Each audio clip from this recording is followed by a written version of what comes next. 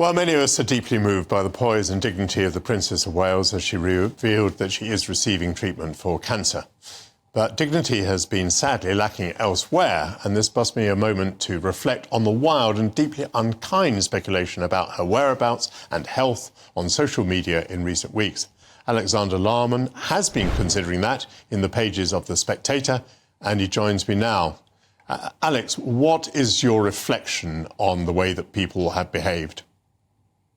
Good morning, Michael. Well, I think that I speak for everybody here when the news of Kate's condition broke on Friday evening, and it was a visceral shock to hear this young woman talking about this awful ordeal that she's going through.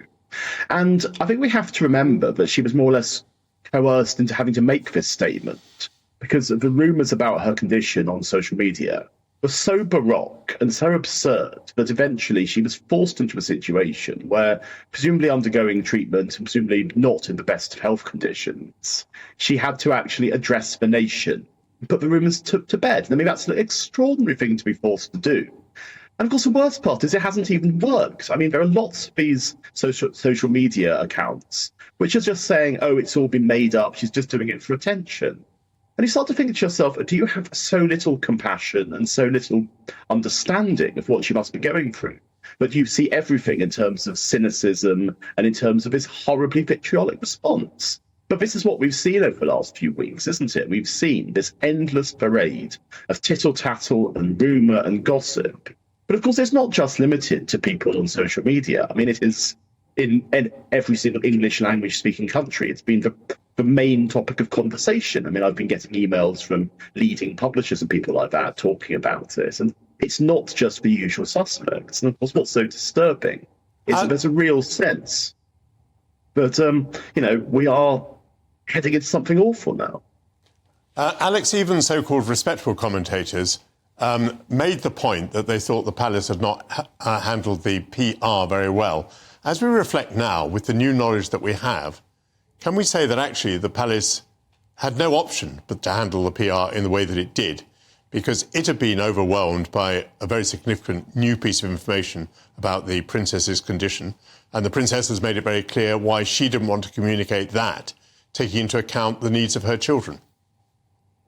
I think that if you're referring to that photoshopped picture that she put out on Mother's Day, that was a very poor piece of media handling, because I think that was something which was obviously decided upon far too quickly, and it wasn't done very well, because ultimately, if you're going to Photoshop a picture like that, you have to do so in such a way that the leading photo agencies don't then send out a kill notice, because that's the kind of thing which gets people saying, I mean, there was one royal commentator who said, I'm not a conspiracy theorist, but...